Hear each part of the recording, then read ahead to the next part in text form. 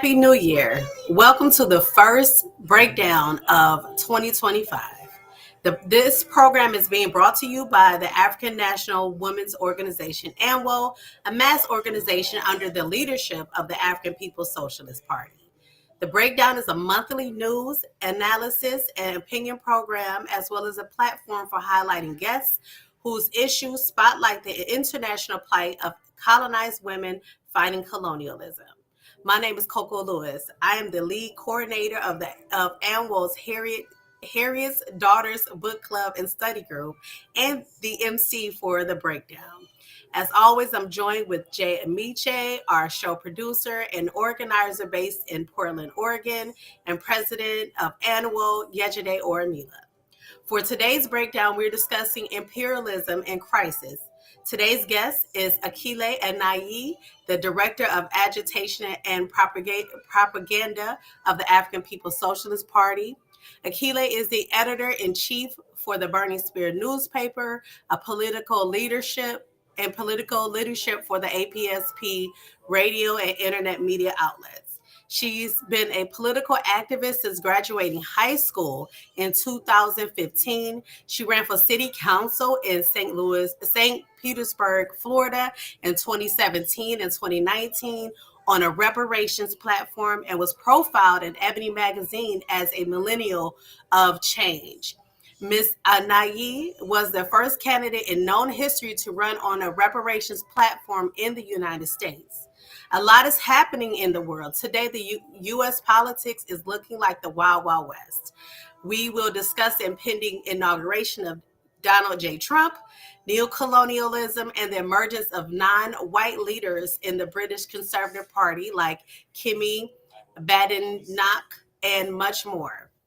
Before diving into today's program, let me remind you of who ANWO is. We are an anti-imperialist, anti-colonial, revolutionary, African internationalist membership organization for African women who organize around the pressing local, national, and international issues that add to the special oppression of African women and femmes. Our vision is to create a world where African women have agency, are valued and protected, and are the makers and shapers of a new society. If you enjoy our content, consider donating. Our goal for this broadcast is to raise $250. You could donate at any point during this program by going to anwoohuru.org/donate, or you may purchase our merchandise at anwoohuru.org/storefront or at decolonize.com. Additionally, make sure to like, subscribe, and follow us on our platforms.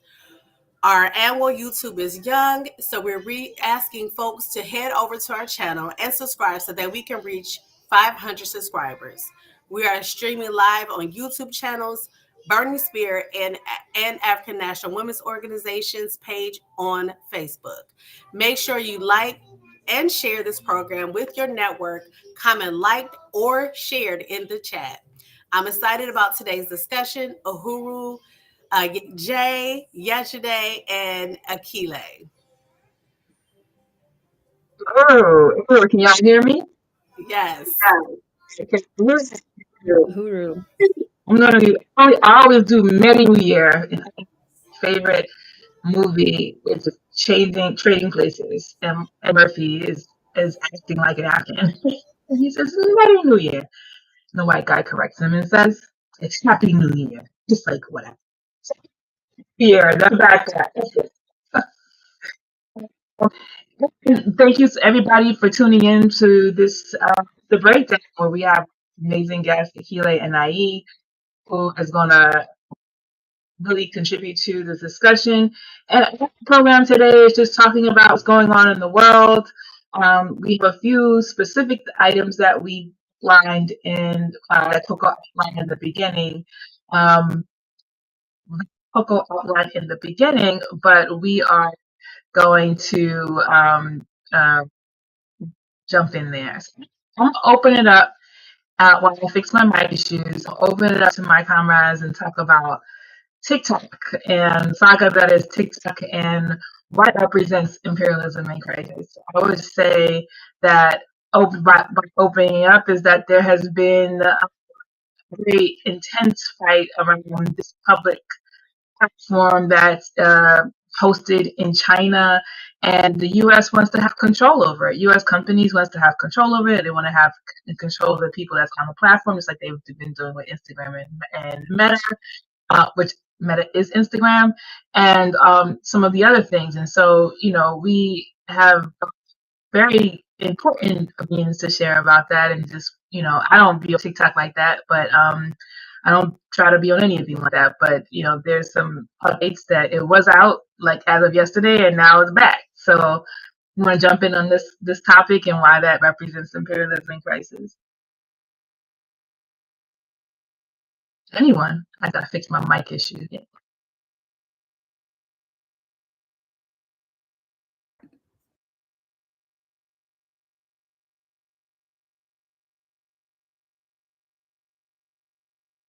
Sure. And Oh, I think it's clear. I think everybody understands the reason why TikTok was shut down. The narrative, the official narrative is there's national security concerns, which of course, if that were true, then Shein and Temu, who openly sell and manipulate your data, would have been banned a long time ago. But we don't see any of those two things. And not to mention Meta, all Meta products. Like, I mean, how many of us have had our Facebooks and Instagrams hacked? The data privacy is ludicrous, and Facebook has pixels on every website tracking our every move, and they sell that data out in the open. So we know that it's not an issue of our data being manipulated and security.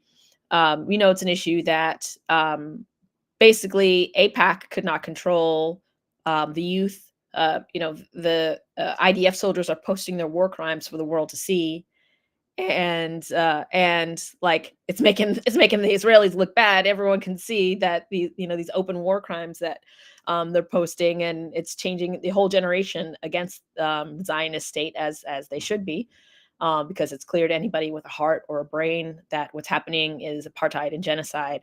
And so the APAC director was pretty open about how TikTok is a problem and that they can't control the narrative on there the way that they can with Facebook, which a lot of people say that Facebook um, was actually a product of the CIA. This could be a grand conspiracy theory. Who knows if this is true or not? But the way that Facebook and Instagram, like, they have all these backdoors with the US government, like, I would not be surprised at this whole thing, that the entire app itself was created with the support, and the financial, if not, other types of support of, these different, the letter agencies and all those things. So, with TikTok, that's not the case. But now with it, I think a lot of people are speculating that TikTok has been sold to Meta. If you log into Facebook today, it says connect your TikTok account, and Facebook created a TikTok yesterday for the first time. And now, I just tried to log on like 10-20 minutes ago, and you can log back on to TikTok now, and they're on there thanking President Trump, the CEO. And so I think I don't have any desire to go back to TikTok now that it's sold to Meta. It's just another app that's going in the dustbin for me. I'm on Xiaohongshu. I'm loving it there, along with, I'm part of they call the TikTok refugees to Xiaohongshu, the Little Red Book, the CCP's official app.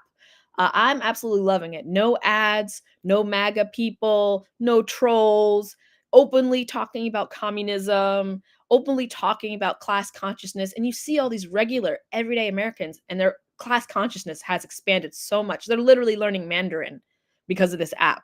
It's the US government's worst nightmare. And this is what happens with the contradictions that happen. This is why capitalism sort of leads to its own defeat in a lot of ways, because they do all these things for the bottom line. It makes people angry, and it actually, that anger can be a motivator towards class consciousness. And so, I'm loving the new Zhang Shu app. I hope that it continues. I hope that people just don't go back to TikTok now that it's pretty, likely that it was sold to Meta. Especially now that Donald Trump is positioning himself as the savior of TikTok, which we all know he created the problem. He created the problem, and now he created the solution to the problem, so he could get the credit for it. But I'm hoping that people don't fall for it. I'm hoping we can continue to exit away from meta apps. If that includes TikTok now, we migrate away from that too, and just find other better apps. The youth are willing to freely give their data to the CCP. No intermediaries. We don't need to give our TikTok to data TikTok to we give it directly to the CCP. I mean, at this point, most people trust the CCP more than our own government. At Uh-oh, least see Jay that broke it, Chinese own breaking their own. up.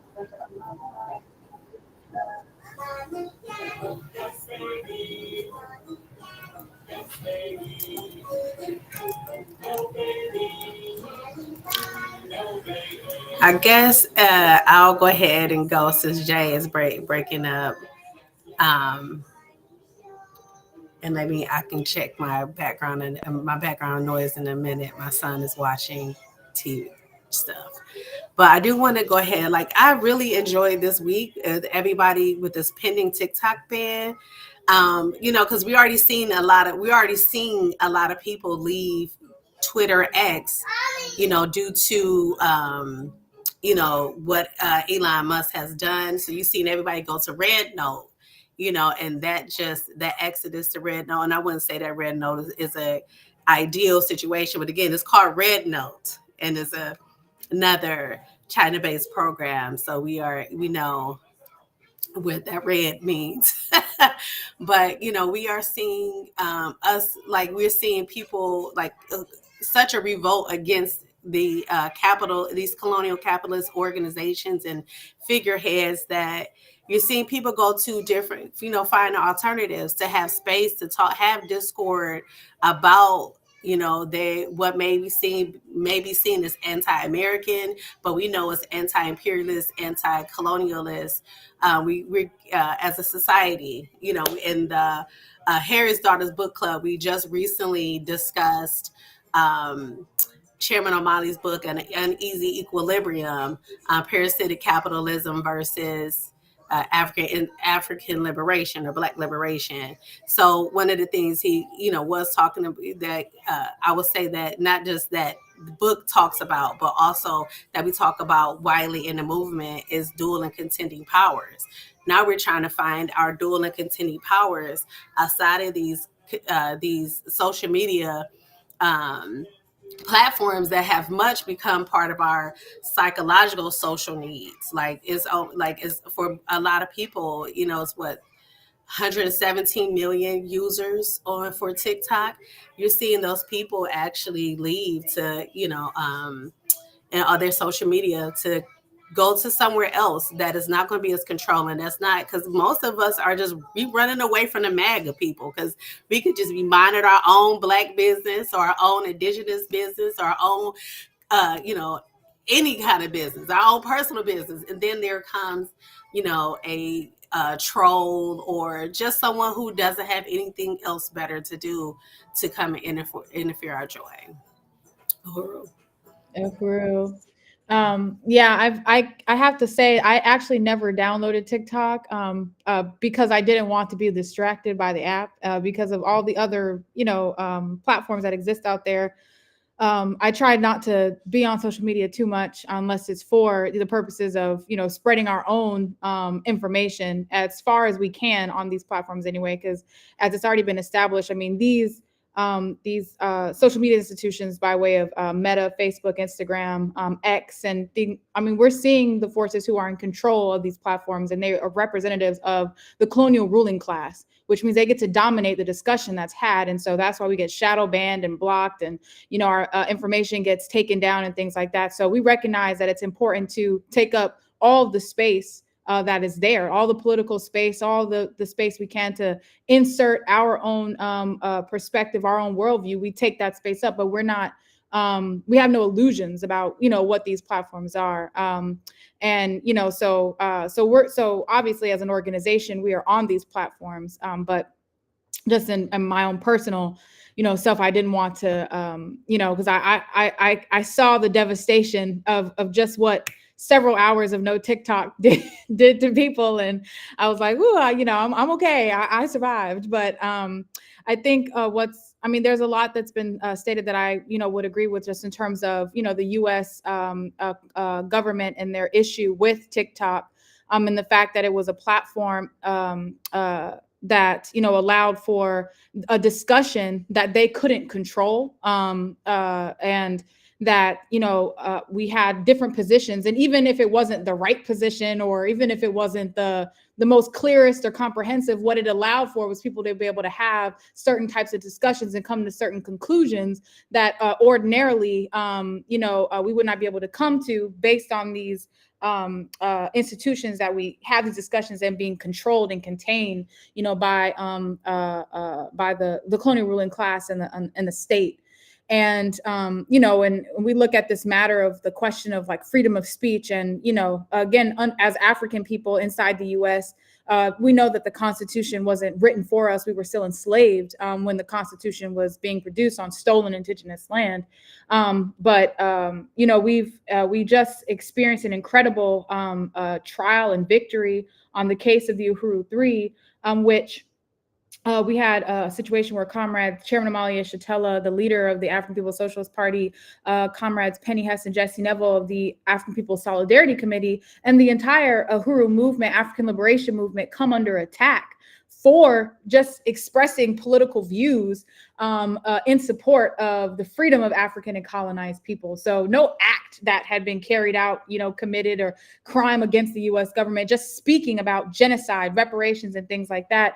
And Mark Zuckerberg and these forces tried to make sure not only were out our messages of African shark genocide and things were contained, but they were a part of this attack on our movement. And when you even look at like the FBI, when they raided our institutions, our homes, and their evidence that was presented in this historic trial, I mean, they had Facebook records and messages and things like that they had willingly turned over to them. So it's no secret that it's the state. But I think two things are really important to recognize when we talk about this is one, China. And China is, as Chairman Amali has defined it, one of the U.S.'s three strategic enemies in the world, and in terms of in a contest for power.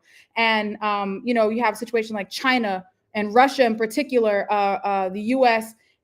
government has recognized as enemies, to their ability to maintain global hegemony. The fact is that U.S. imperialism is dying, and this is a representation of that. And and them, a real crisis for them is not being able to control the narrative and having a whole population, and obviously colonized people, who have never just willingly embraced this narrative by the colonizer, but the colonizer themselves having different discussions that lead them to having disunity with their own colonizer ruling class. So they have this whole fracture, this breakup, this disunity ideologically, politically amongst themselves that they also have to contain. And it's in part, here is this China controlled app that facilitates that process.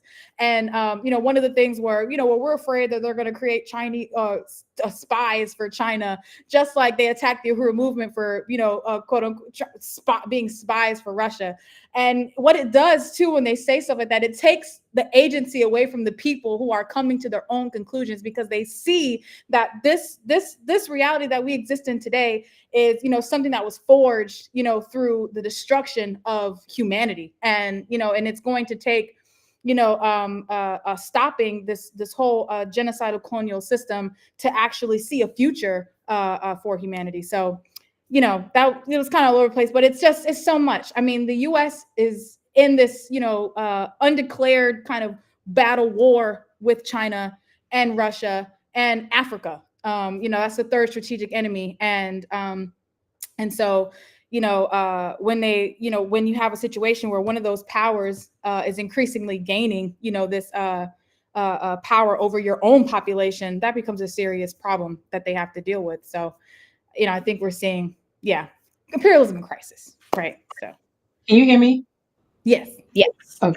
Hopefully this is a little better. But when you say that the United States is in struggle with China and Russia and Africa, right? I think that we have to differentiate like how the struggle is happening in these places. And I think I think for the most part, when we talk about U.S. in Africa, it's primarily in a way that they think they can control Africa. And what we're seeing more and more is that African leaders are hedging their bets. Like, there's a lot of investment this year from the U.S. into Africa. We saw U.S. State Department invest a lot of people traveling to Africa, meeting with African leaders. We saw that they created, and during Biden's administration, created this like African leaders sort of like, I forgot what it was termed, but they named one of my girl, the actress, what's her name?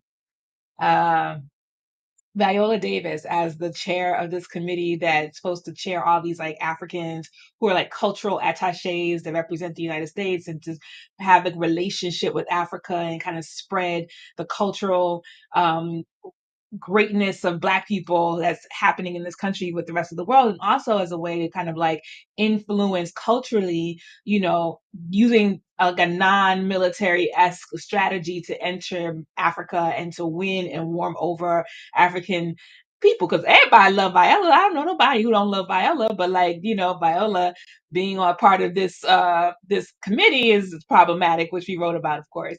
And I think we saw the vice president, Kamala, go to Africa and meet with different leaders to kind of swoon to. She said that in Mexico as well and other places around the world where the U.S. is trying to gain a position. Because at the beginning of Biden's presidency, there was this well, maybe like the beginning couple years, there was this verb away from the United States, right? Like, so having this power over Africa has been waning. And with the forward push from the Sahel, the that has just happened, like not had just happened, but you know what I'm talking about. With Burkina Faso, it's just like France get out, Mali's like France get out, Niger is like get out of here, and we're in ECOWAS, FU, you trying to tell us that we gotta comply with France? What are you talking about? And even with the new president of Ghana, which was which is a part of ECOWAS, right? Ghana's previous administration was just like, we're going to have a ban on you, Burkina Faso, Mali, and Niger, if you don't comply with what ECOWAS wants you to do. And they were going to, I think Nigeria was going to cut off access to electricity and things like that. So, these are henchmen of U.S. imperialism, right? Like, so the way that the U.S. intervenes in Africa is by manipulating. I won't even say manipulate. I don't think it's a lot of manipulation. I think they just control a lot of the African petty bourgeoisie leadership in Africa. And I think that the African petty bourgeoisie, most of them are not revolutionary, right? Like if we see any semblance of revolutionary, is in the Sahel at this moment. But the rest of them is just like, opportunists that are trying to figure out if China has what they have, and Russia has what they have, and India has what they need. You know what I mean? So like they're recognizing the challenge that these other contenders in the world are giving to the U.S. imperialism, and it's just like, okay, y'all see this? Okay, let's see what we can get out of this relationship now that maybe can be more advantageous to me. And I'm saying me as an individual that's in leadership over whatever the African country is, and the people still suffering, right? So we're seeing that the way that Africa is being held up in this struggle to dominate the world or have hegemony over the world is really, I think, not just from the United States, but from all aspects, is a token that is being used as a chip that's being used to do one thing or the other. And I think where we have to change that. People say, like, people. I think some Africans from the continent get offended when people say Africa is a country. To me, that's what I want Africa to be. I want Africa to be a country, not a continent of 54 different states that has 54 different politics and 54 different presidents and 54 opportunities for disunity and infiltration by the enemy. It needs to be one consolidated state under the leadership of the African working class who has one policy, just like China has, just like Russia has, just like all these other countries have. Africa does not have that. And to be quite honest, China can't do a deal with Africa. China does a deal with 54 different Africas. Russia does a deal with 54 different Africas. United States had to spend an extraordinary amount of time doing deals with 54 different Africas. And at any given time, they have to play their position. It must be tiring for them. I mean, just thinking about it, trying to keep up with all of the people who are actually like in play. And I think what we have to do as African people is recognize the significance, as you said, like um, the world is being saved by Africa all the time, through the people, the labor, the resources, all the time. And Africa has to be saved by those same things, the people, the labor, the resources. So, like, I think the shining beam right now is in Africa is the question of the Sahel and the alliance of Sahel states. But I think one of the questions that I still kind of have is that, yeah, that's progressive, but is there revolution there? Like, is there revolutionary theory? Is there revolutionary organization? Is there revolutionary government? Is what they're trying to do just in opposition to the decades long attack that we have been experiencing from colonizer, and just wanting something different than that is African owned? Or is it about transforming the landscape of Africa really, that will transform the relationships of power in a real way? Not just in the defense part, because we definitely need that, but like how, like, I imagine that the Sahel could be like this enclave inside Africa that's a revolutionary like bastion, but I don't see enough evidence of that happening, outside of just saying that we are not like the former neo-colonial rulers, and we have these sorts of things that we want to do that's for the benefit of the people. We are going to stop using our resources in these places and focusing on ourselves, which is a really good start. But beyond that, how are we building up the revolutionary character of these people? And how are we defending beyond just the military? Because the people have to defend the revolution too. So we've seen in the past where,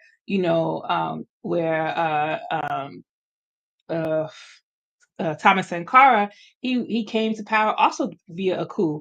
And as soon as the structure in Burkina Faso was broken through when he was assassinated, everything kind of like spilled out. Like it didn't hold up. And so the reality is, what we're learning from the past is that we have to be able to build up a revolutionary edifice that is strong enough to contend and hold up these ideas that we say that we need in Africa and elsewhere. And so I think when we look at about imperialism and crisis and how it's manipulating or interacting with Africa, then we have to not just see the surface idea of like, oh yeah, these people are resisting, these people are not resisting, but like what the US's and the European strategy has been to get their way and use Africa, the continent, as a positioning piece in their worldwide center of conquest. So that was a lot. But I A think that's very important lot, though. Just really clarifying. I think it's really important. What you just laid out, and just recognize, for China, Russia, and the U.S. and the colonial powers of the world, Africa is the future. And for us, Africa has to be in the possession of African people, and that future has to be determined by Africans. So, I think, and that's obviously the direction that we're going inside the Uhuru movement. That's our direction. So just really want to unite. Thank you, President, today. Yeah, I think it's really helpful. Go ahead, comrade, please. Well, I was just going to say, I was reading Amilcar Cabral's Return to the Source, a series of essays recently, and he talks a lot about the dialectical relationship that the different liberation movements had. He was connected to I think Angola and another revolutionary movement, and they were all fighting the Portuguese, but the way that they did it was very different, because the circumstances of the terrain of their struggle was all very different. And so I think when we're thinking about this struggle and the desire for unity in the continent, understanding that this is a long time in the making. And even I went to Tanzania in the fall, and Julius Nyerere, the amazing socialist leader that united I think they have like over 150 tribes there, and they united all these tribes there under the banner of Tanzanian nationalism. And even just doing that was very difficult. And thinking about the whole continent, and there's thousands of tribes, and these tribes never thought of themselves as similar or the same until the colonizers grouped them together. And so I think that unity will come in like this, in like a Soviet sort of manner eventually, when socialism comes.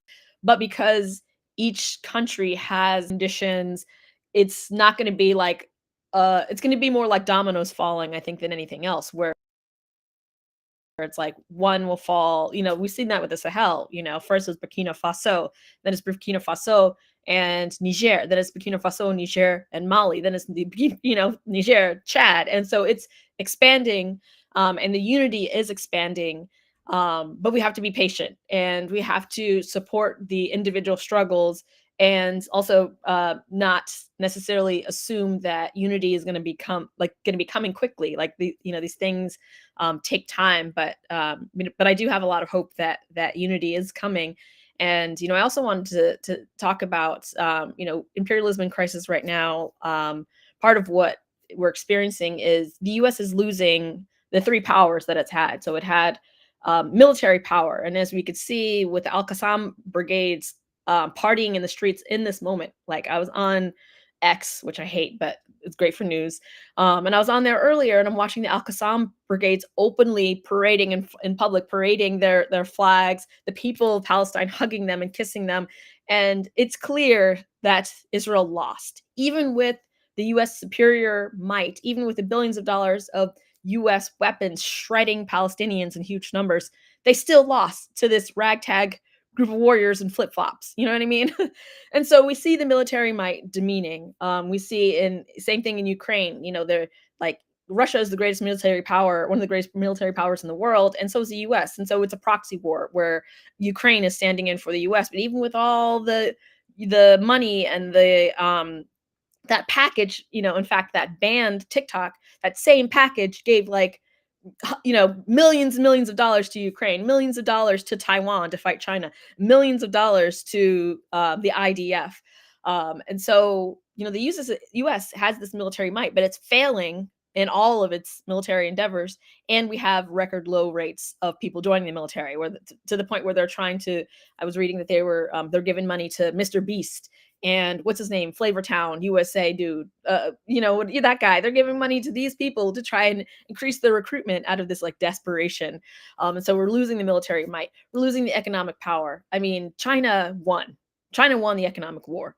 China just they sanctioned Boeing, they sanctioned Lockheed Martin, they sanctioned all of these U.S. military corporations, and they're flailing because all of their parts, all of their materials come from China. And so if they don't have access to those things, their companies are in deep trouble. And we have the semiconductors that and a part of why Zhao Hongshu is radicalizing middle Americans, radicalizing people that are always pro-US, anti-China, is because they can see that China's in the future. I literally saw a quote that said, wow, China's living like the Jetsons, we're living like the Flintstones. Like, China is way beyond us. They're driving self-driving EVs to work, and their Huawei phones are miles ahead of the iPhone and all of these things. So they're losing the economic war. And when I was in Africa, both in Tanzania and when I was in Ghana, you see Chinese construction everywhere.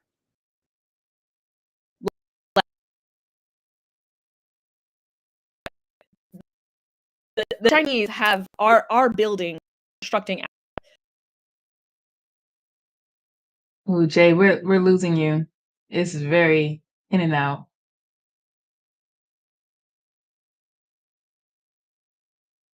Okay, we can pick up there when Jay finds the rhythm, when her stuff catches up to each other, then she can continue her thought. But I hear what Jay is saying. I mean, I think, and one thing I put in the chat was just like, tech in China is years ahead of ours. But I think the reality is that, like, China is in Africa, just like the United States is in Africa.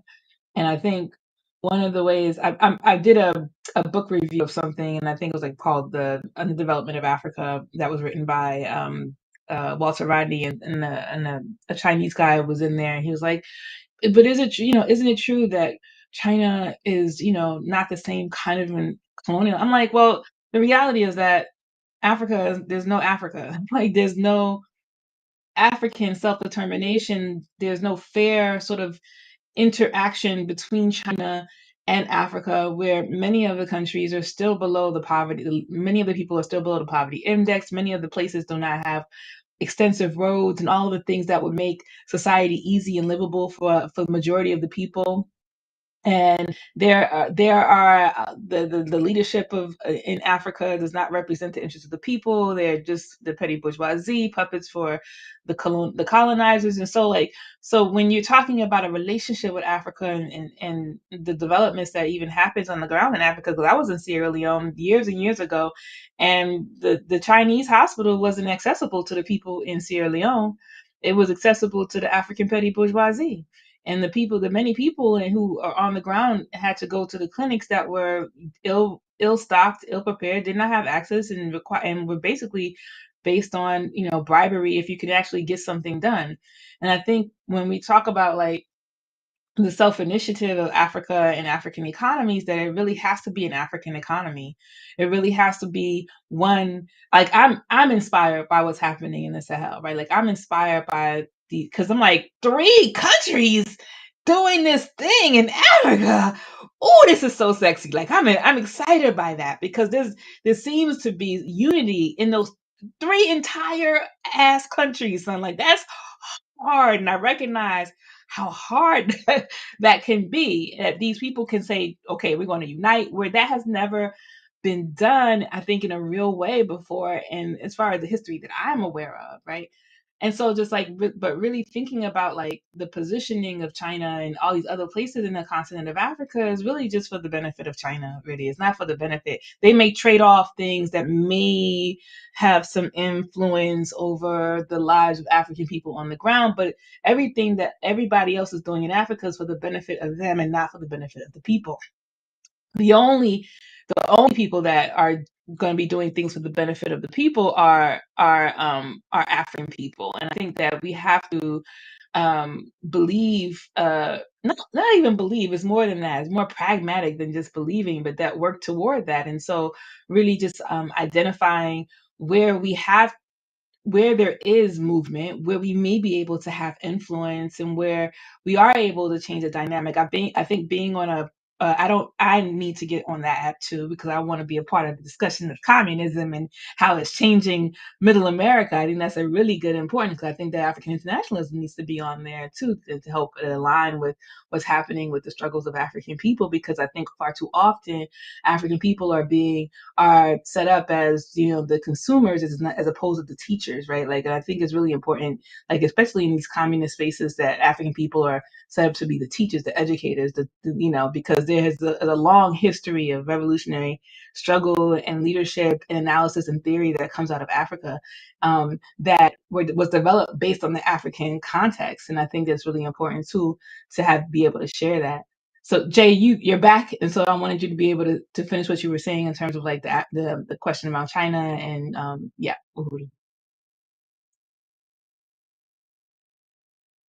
I mean, just to be If clear, you I think can. everybody understands that China is not doing anything for the benefit of the African people, right? They're doing it for China. Whatever they're doing in Africa, they're doing it because it puts them at an economic advantage.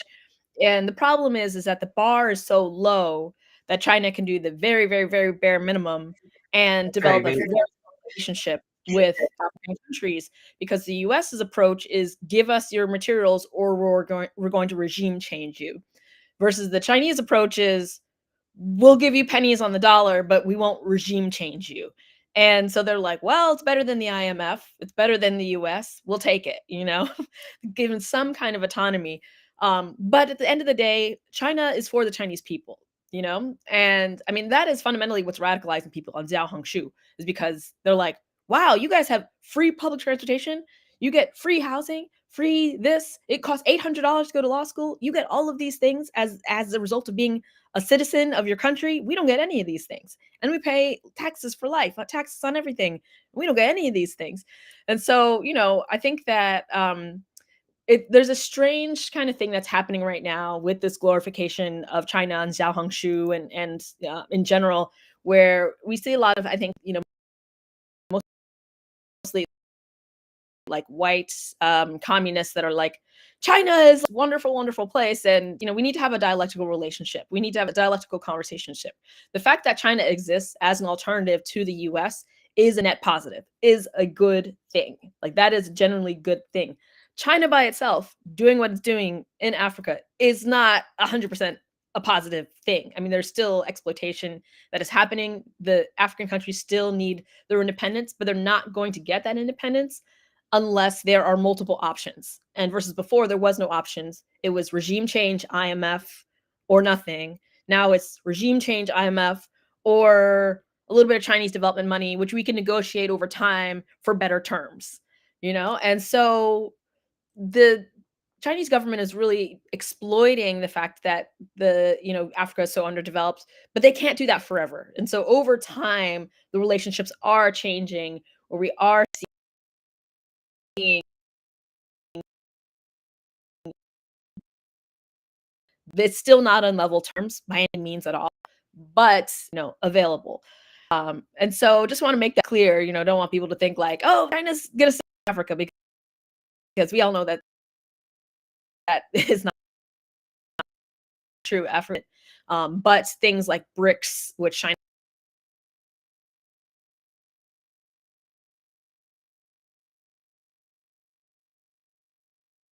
I just want to say it has to be a conspiracy that Jay keeps cutting out, because anytime she start cooking, is her internet breaks up. I'm like, oh, she's about to go into BRICS. So that's a good transition, child. That was a good transition. So let's go to the Europes. Let's go to the Europes, right? Let's talk about what, how imperialism is obviously, we've seen, I think during the administration of Biden, and I don't know all the ins and outs of some things that are happening in France, but in Europe, but you start to see, like, there was a huge protest in the last 4 years of people who wanted to get their pensions in France, and they were people in the streets burning stuff down, and there were different movements that represented like the interests of the people of these countries, because they were upset with what the austerity measures and other kinds of things that were attempted to be put into place in order for Europeans to keep the life that they have been experiencing.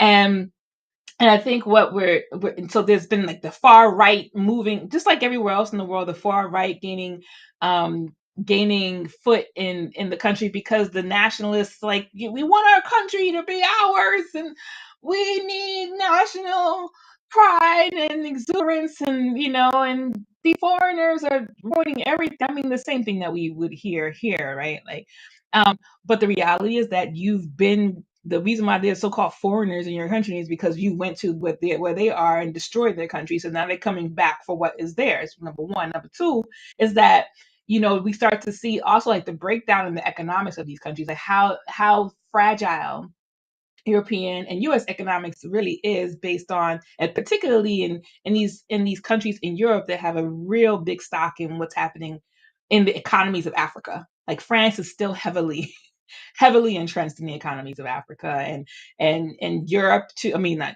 Europe, like Britain and Portugal, and all these places have a real huge stock in the economies of Africa. But France, I think you can see the correlation between what's happening in Africa and what's happening with them. And we are so what's been happening in Europe, though, we're seeing a lot more far right people develop and conservative parties develop. And what came to my attention really was this sister, I'm gonna say that very kindly, in England, who is the leader of the Conservative Party. Her name is Kemi Badenoch. That's not an African last name. She's married to a European. And this sister, who has a she's the leader of the Conservative Party, and the other leader of the other Conservative Party is also a non-white person, who is a South Asian man. And so imperialism is representing itself in this way in these political parties, because now they need to have more Obamas develop, right? They need to have more Africans who are talking the same sort of rhetoric like the white people, because the so-called foreigners in their country are growing and can, I don't know if they're a majority yet, but they're growing and they're contending and they have a lot of influence. So we have a Kemi Badenoch, who's an African woman who's an immigrant, or her parents were immigrants to England from Nigeria, and she says a lot of things that talks about like immigration. She was like how colonialism was really helpful. She's really glad about her education and how what she got in the in England, how being born there as opposed to being born in Nigeria. And she goes even further and she says stuff like, you just can't come here as a migrant and get your money up. I'm paraphrasing. She don't talk like that. She's saying you just can't come here and get your money up. You got to come here and become nationalists. You got to become patriots and love this country with all the fiber of your being. Just being here and working here is not enough. You got to be all in or nothing. And basically, what people like, a lot of Africans and a lot of other non-Africans who are but come from the colonized nations of the world are like, girl, what is you saying? What are you talking about? She's getting a lot of backlash, but she's also getting a lot of praise, I think, from the white population there, which is the majority in England. And so we start to see like the emergence of these individuals who are fighting the tide of history. It's like, girl, why are you backwards? Why are you going against the tide of African people who are trying to free themselves and extricate themselves from the binds of colonialism? And she's working to try to, I don't know if she's successful, and particularly on this immigration question, but like trying to bring people back to this old timey, antiquated, version of accepting the colonizer, the oppressor, and saying that colonization brought good things. So if Britain colonized your land, they brought running water, they brought school, they brought education, and it's sickening. And we're gonna post something about that in the chat. But like, she's a problem, but also a representation, just like Obama was a representation of imperialism crisis. Kamala was a representation of imperialism crisis. All the neo-colonial leaders in Africa are representations of neocolonialism is a problem. These are the first people going to go get it when the revolution hits us, right? Like, they're going to be the first ones to get taken out because they are problematic. And harder. They will fight harder to keep things in this backwards, old, nasty, old kind of way than the white people will. Then the people who oppress us, they come like their way of life is going to be challenged. Their whole identity is tied to this old, nasty way of thinking, and they're going to fight harder for it than anything else. And Kemi Badenoch is a representation of that. And I'm sure there are other examples of non-African, non-Europeans, and African people throughout the Europe who align with this. And I actually saw there was I didn't watch because I just couldn't stomach it, but it was a movie on Amazon about this in the 80s, about this African, I think it was like Germany or something like that, who became a part of like the Ku Klux Klan. I forget the name of this movie, and he was like, called, oh my God, because it wasn't the Klan. They didn't have a Klan in Europe, but it's called Farmed. It's called Farmed. I had to think about it. I was like, I knew because I just watched the trailer. Yeah. Yeah. It's called Farmed. And it's based off a real story. Yeah. And basically in this movie, as at that time, you saw a lot of African children being adopted to or farmed to, Europe, specifically. This was the 80s, I believe. It said, starts in the 80s, 70s and 80s, where it's post the when they was bringing in, is pre before they was bringing in like Caribbean people to kind of be workers for Europe. So they go into Africa, they farming these kids, telling their parents for a better life, they get to go to school. And this dude has a whole identity crisis and end up being a leader of a skinhead gang. Like,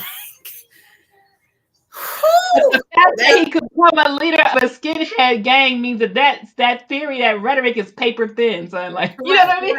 It's like, how you gonna let this African be the leader of your gang, child? Like, but the fact is that they love that. They love that. Like, they love him because one of the reasons, and I'm gonna call her Kemi because that's what her mama called her, not that European name that she married into, but it's not even like, not only is she advocating for assimilation for people who do come over as immigrants and to halt immigration further, she's also attacked Nigeria. And that's just like, to me, it's like, it's just like when people say they don't date a certain race. Date who you want. Like, if you're gonna be assimilation over there, but don't blame Nigeria because you want to be assimilationist. You want to be a petty bourgeoisie. Don't blame Nigeria because you want to be an assimilation. Don't blame African people because you want to be an assimilationist. Be assimilationist over there, because like you said, when the time comes, since you done, get it while you can. Akile. Yeah, and they're gonna remind her real quick, who she really is when they're done. But yeah, I think what President Anjide was saying. I mean, they need more Obamas, and that's also a representation of imperialism in crisis, the last stages of imperialism, neocolonialism, and you have a situation where having these forces, in these positions and espousing this rhetoric, is attempting to liquidate the contradiction between the colonizer and the colonized. When you have this person that's up there, saying the same things essentially that the colonizer, says, and this whole white nationalist positions and things like that, just being reinforced by somebody that looks like you, and and that gives like the colonizer an opportunity to say, well, they said it, therefore this is, you see that it is true, because they also unite and align with what it is that we say. But I think that also brings up the important position about how we understand in the Uhuru movement that racism is the ideological underpinning of colonialism, that when we have the struggle that we have to be engaged in is a struggle against colonialism, because when we talk about this question of race, and then you have how do you explain these neo-colonizers? How do you explain these Africans, white power in blackface, and the colonizer will throw that in your face as well. Well, we're not racist because we got these black people over here, saying the same thing, doing the same thing that we do. And so, being able to attack the real issue of colonialism and recognizing why these individuals are there as a part of reinforcing this relationship is, really important, especially at a time where you do have, these Africans inside of Africa, and those who are living in Europe as a consequence of chasing their resources, engaged in real struggle against the historic colonial powers.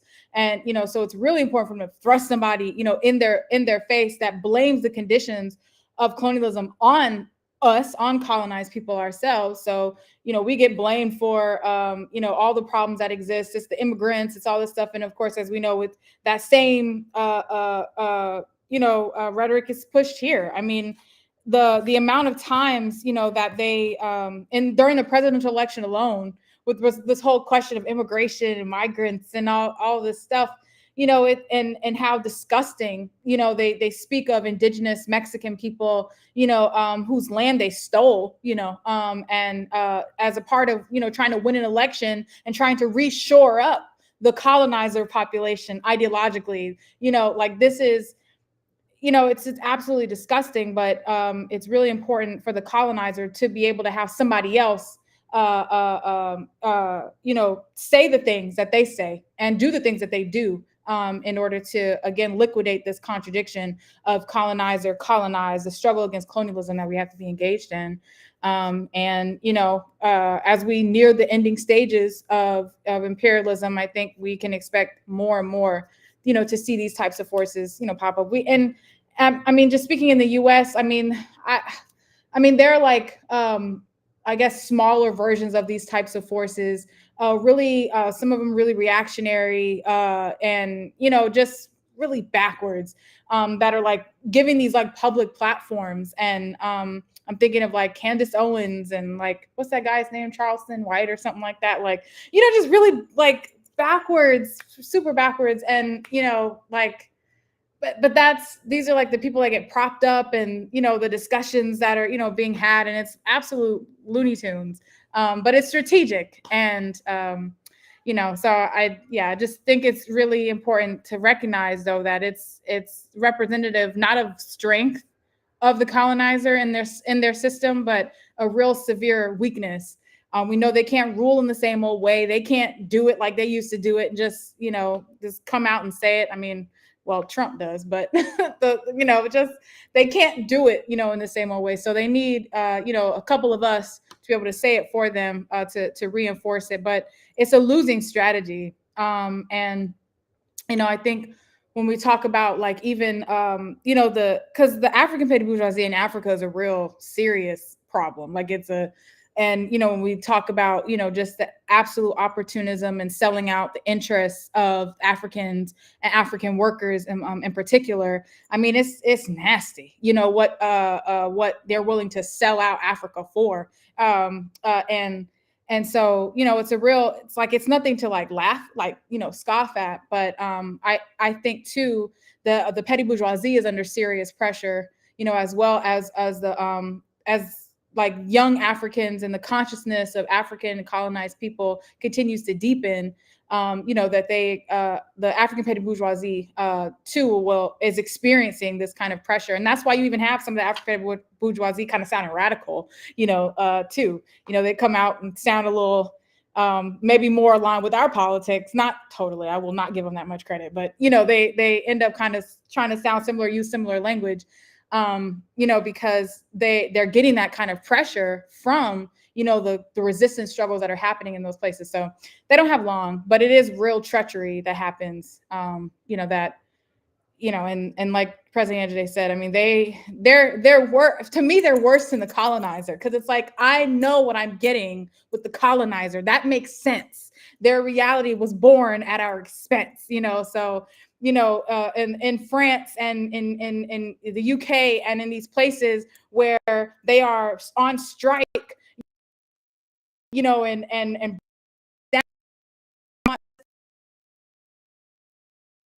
they want their lives back, and here inside the US where like hot like pepper sauce, and then it cuts out.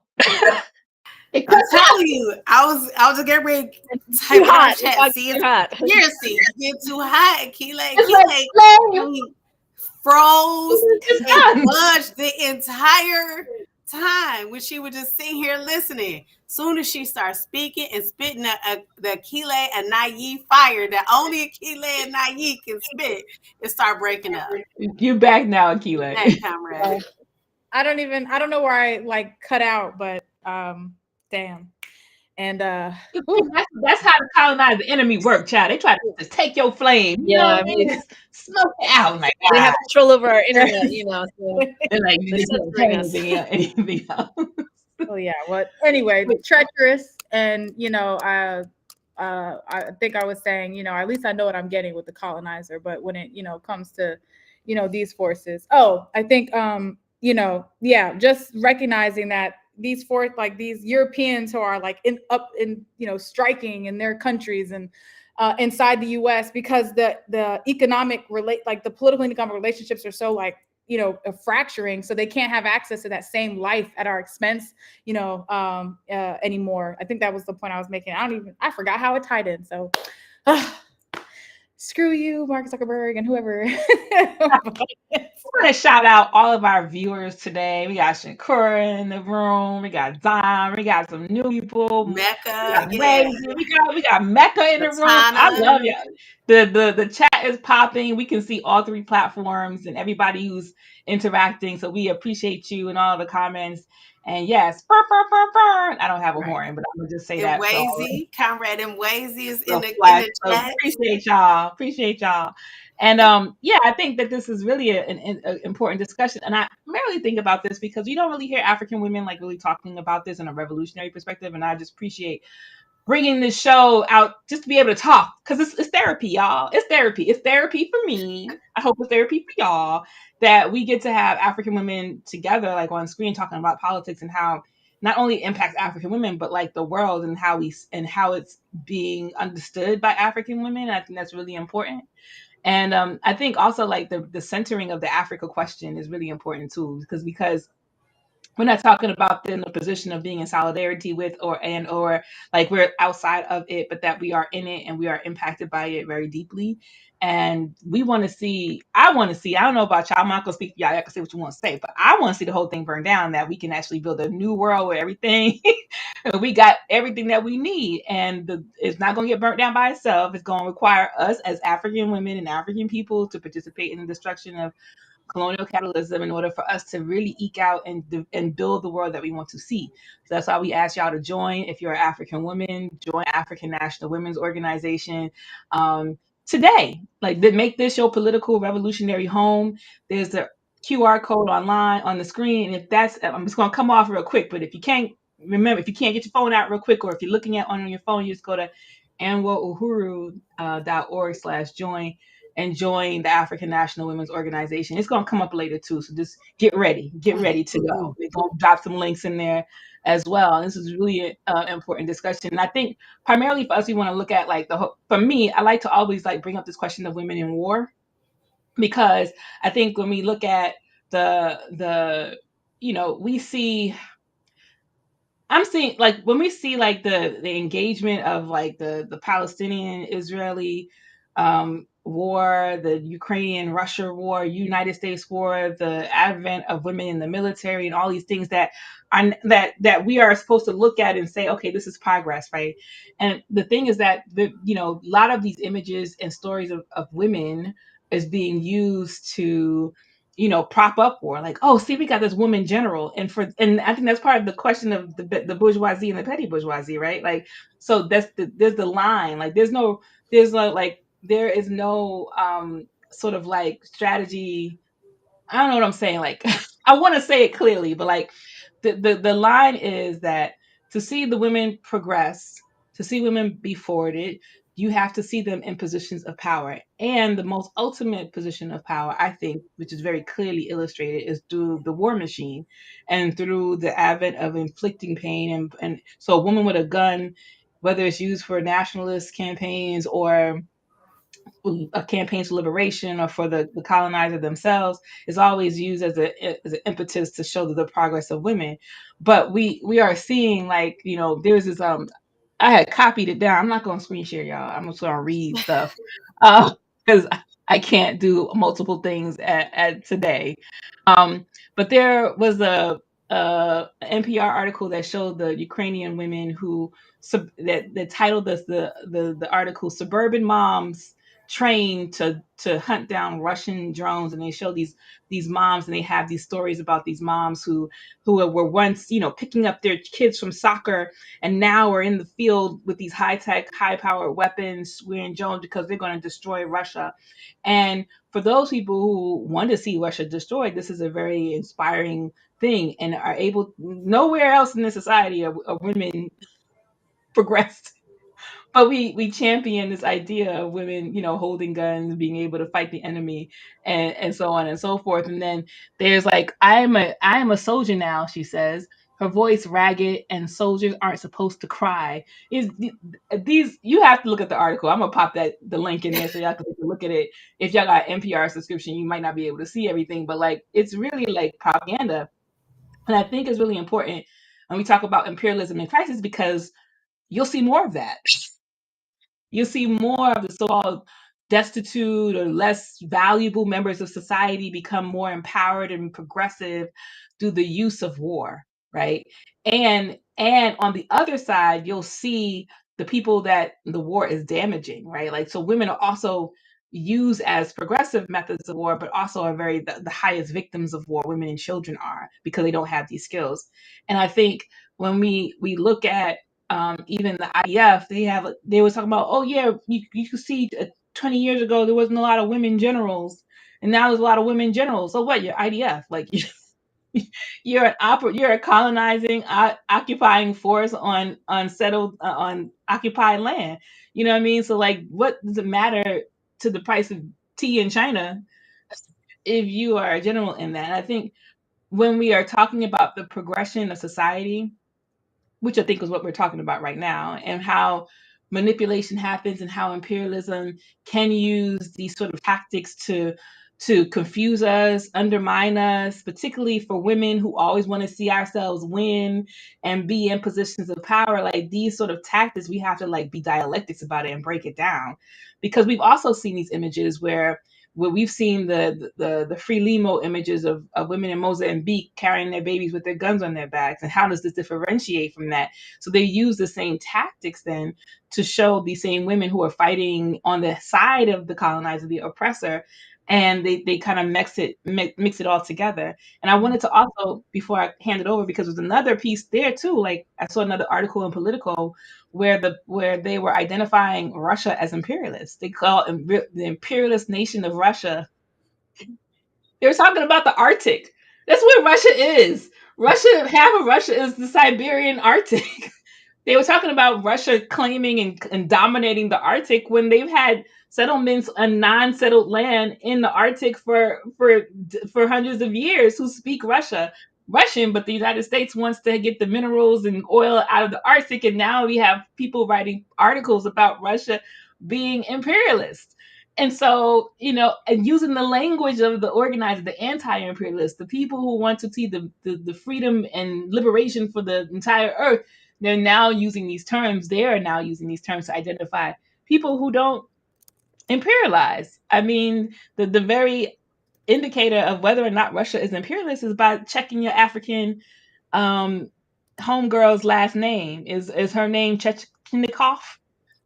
No, it's Brown, it's Batista, it's all of these other names. So like, I think that's the hardcore indicator of whether you can identify whether Russia is imperialist or not. And I think yeah, somebody's texting me. And so I think like these are like, they're using the tools, right? They're using these strategies that would allow people to be in favor of themselves, like the images of women being behind guns, using the terms like imperialist, all these other kinds of things, I think, to really indicate, that they are are winning, or are, they're trying to take the narrative. So it's really funny. Can I pop in while my internet is still functioning? Yes, please. Let me not jinx. So there is the propaganda, or the kind of realistic sort of reality, and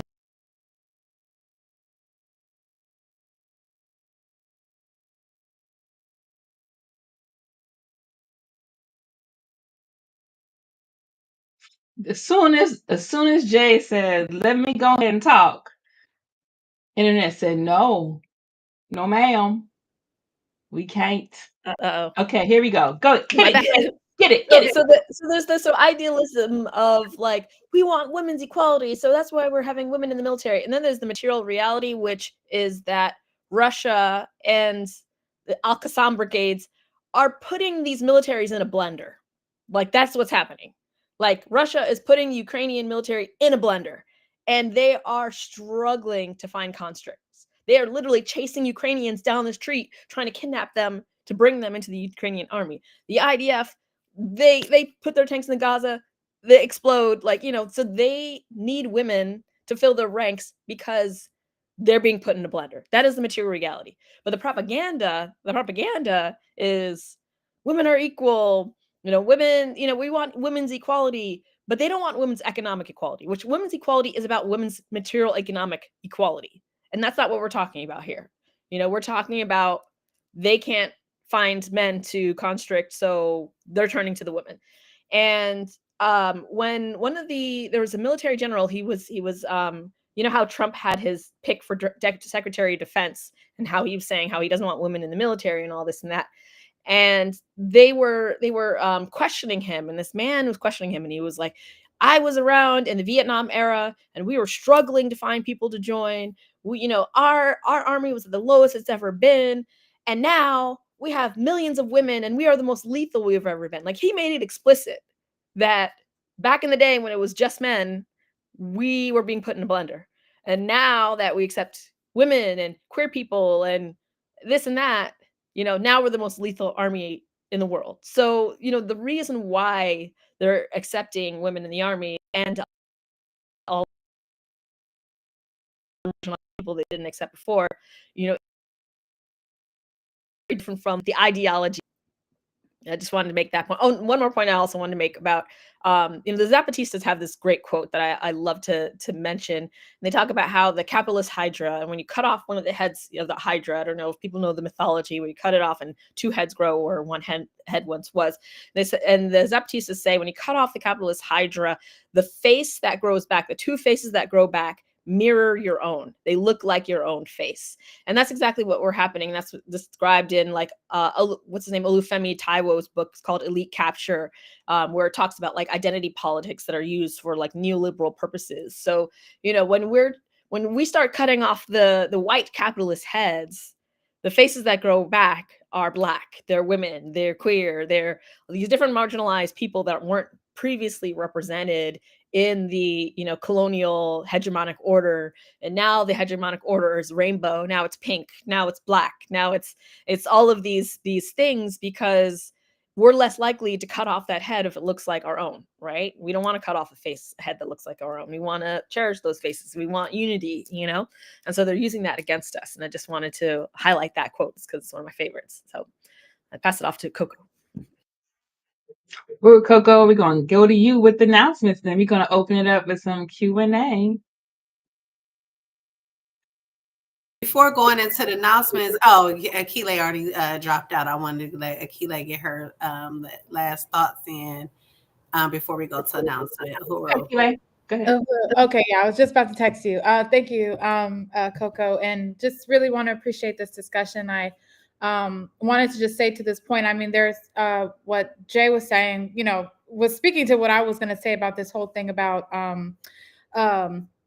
and this is why, like, inside the African National Women's Organization, why I have so much appreciation for ANWO, because it doesn't subscribe to, the colonial bourgeois philosophies and politics of feminism, recognizing that, this is something where, you have a sector of the colonizer population who is oppressed within their own, by their own ruling class, and in this society built on colonialism, slavery, and genocide, where they have this contradiction inside, of their own population, and the population has to, attempt to resolve that contradiction, or at least save face, and they are able to do that by these kinds of things, like, concessions or it seems like concessions, but it's really not, as it's been pointed out, where they need this unity, among its own population to fill its ranks. And whether we're talking about a military that's shuttled off abroad, to murder and maim other women and children, or right here inside this country, where it's more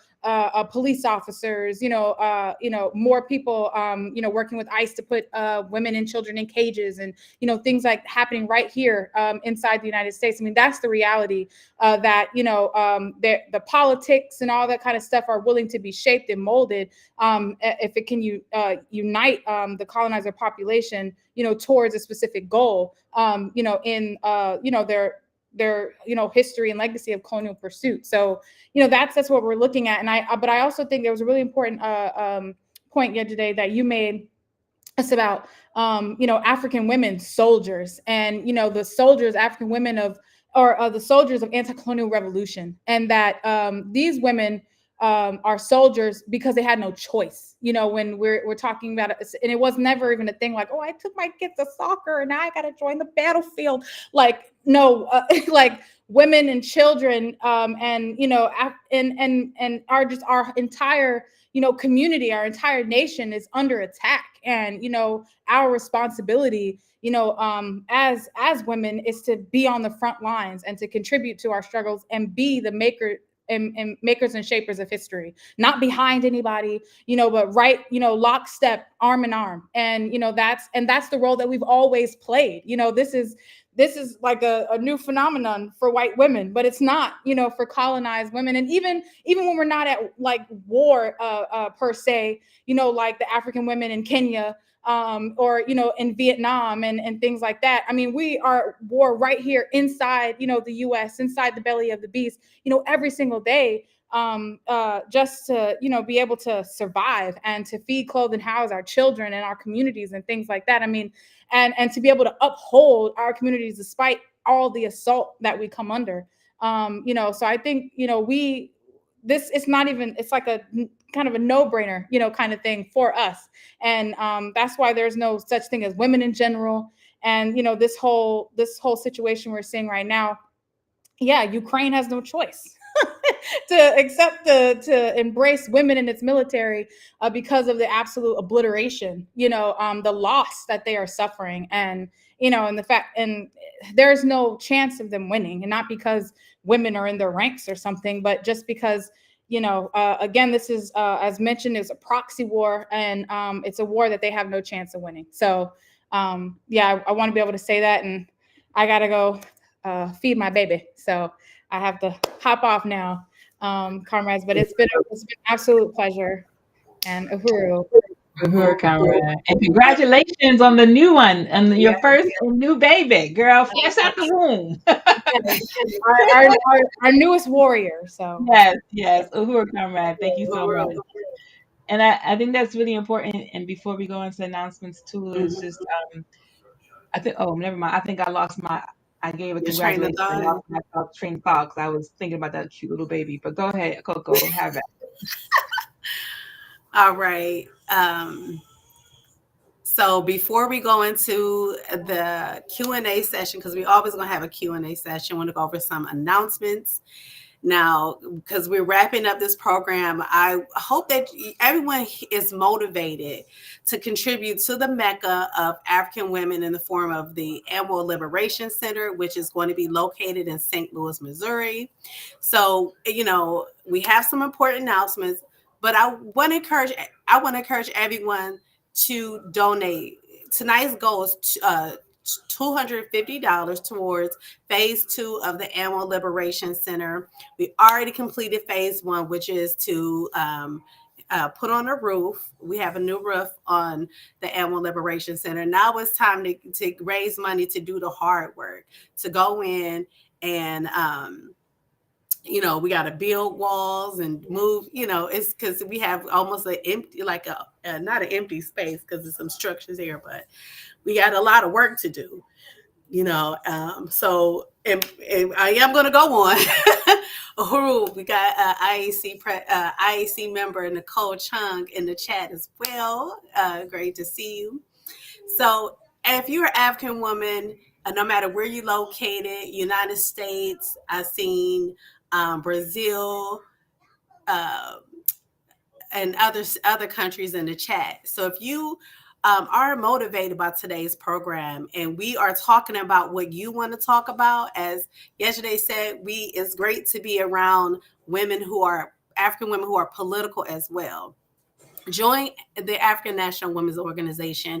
We are the only anti-colonial, anti-imperialist, revolutionary organization for African women.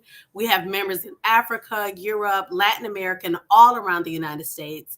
AMWO is leading on everyday issues concerning African women. We're not just on the internet. We're on the ground in our communities, organizing for African liberation. As Comrade Akile stated, we must work hand in hand, arm in arm with all African people in order to achieve liberation. So join the international collective of African women building the revolutionary capacity of African women. To learn more or to join, visit anwohuru.org/join, or use your phone and scan that QR code, a screenshot, and then put the QR code. And ANWO, going back into our fundraising here, ANWO is an organization of the African poor and working class. So we need your support to establish the international Mecca for African women. We're calling on members, followers, viewers, anyone that unites with establishing a working class embassy, a hub for community empowerment, a testament to the resilience of African people. Don't wait till the program ends. Pledge your support right now. Comment in the put in the comments your contribution. I'm going to contribute $10 to that $250 goal. Any one-time donation is open. We also have sustaining donor levels. So if you want to donate on a continual basis, say if you want to do $10 a month or $15 a month, whatever the limit that you want to choose, go to the website, which is anwohuru.org/donate. We welcome all amounts of money. Every dollar helps us buy nail, drywall, flooring, plumbing, just to name a few of what needs to be done. So, yeah, go ahead and donate. Next, I'm so excited about this. We're your politics with AMWO. As you can see, if you've seen, me and yesterday both have on, ironically, the same design but different styles. So I have the sweatshirt. She has on a hoodie version. So we're your politics with AMWO. AMWO shops features t-shirts, sweatshirts, travel bags, mugs, hoodies, and even socks. I need those socks now to match my sweatshirt. And we also released some new designs. So make sure that you check out our new designs. We're your politics. I can't say it enough. Also, become a decolonizer. That's what we call our distributors and customers of Decolonize Hair and Body. Decolonize Hair and Body are natural personal care products that highlight ingredients and traditional care practices used by Indigenous people around the world. In addition to featuring images and quotes of African revolutionaries, they are good. I keep this on my desk.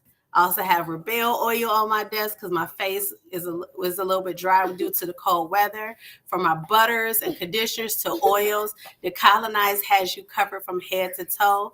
Make your next purchase of skincare products from us at decolonize.com. If you enjoyed tonight's program and would like to help us produce shows in 2025, volunteer with us. AMWO is looking for interpreters, video editors, chat moderators. I'm sorry, I've been taken over by a toddler. Chat moderators for future broadcasts and programs. Email us at info@amwohuru.org to share your skills. Join us for a special online event, Voices of Freedom, Anti-Colonial Women's Struggle for Self-Determination. Join AMWO leaders and guests during this fundraising webinar to raise $2,500 towards the phase 2 of AMWO Liberation Center rehab. Learn about the diverse ways that colonized women are resisting colonial imperialism and our struggle for liberation and empowerment. Lastly, the Harriet's Daughters Study Group and Book Club is a monthly virtual or in-person meetings led by the African National Women's Organization, where Black women and femmes come together to discuss books and other literature that centers on African liberation. We invite you to join whether you have read the book or not, or the selection or not. It's always a good discussion. It's open for all supporters and followers of AMWO. This upcoming discussion is going to be on the end of neglect of the problems of the Negro woman by Claudia Jones. Is an essay highlighting one of Claudia Jones' most famous essays. And we celebrating this as Claudia Jones Month as one of our veterans. And uhuru, that's it. Uhuru, thank you so much, Coco. Sorry for my wild one. Mommy. We talk about the liberation of African women, then you got that baby crawling over you.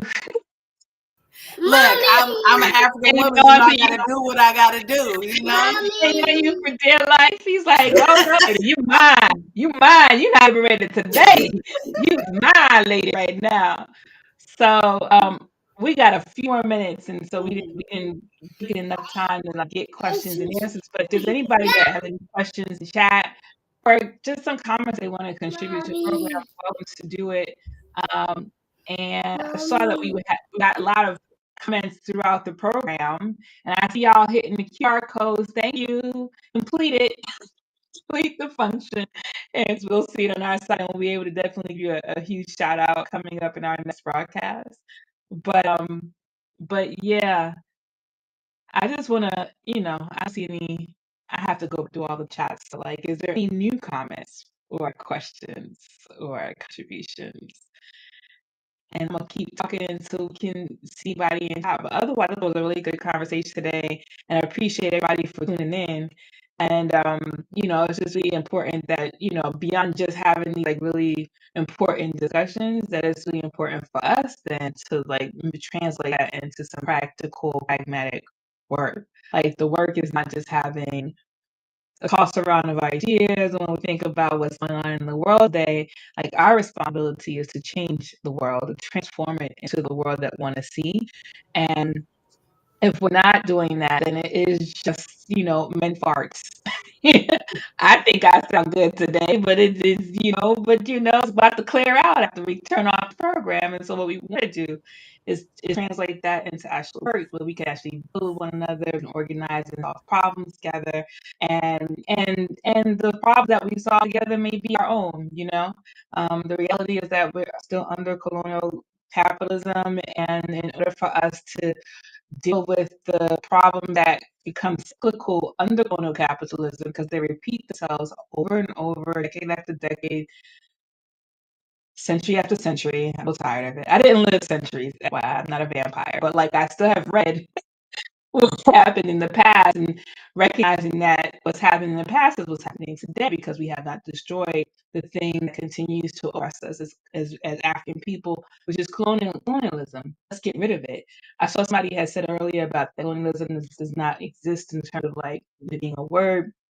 I don't know if I mean, obviously, I don't want it to exist. I'm not trying to advocate for colonialism to exist in the real world. The reality is that when somebody takes something from you, settles your land, take your resources, take your people and your labor, then it exists in practicality because this is what's happened. Our responsibility then is to reverse that trajectory, whatever the process, whether we want to be semantic or whatever about it. But our responsibility is to undo that situation, relationship that we have with the people who have done it, who have taken us out of Africa, who have taken our resources out of Africa, use all of resources around the world, and yet African people still ain't got roads in a lot of places around the world. We still backwards in a lot of places because of the colonialism, not progressive for the people that they colonized. So a lot of us are like catching up. While others are maybe more progressed, whatever.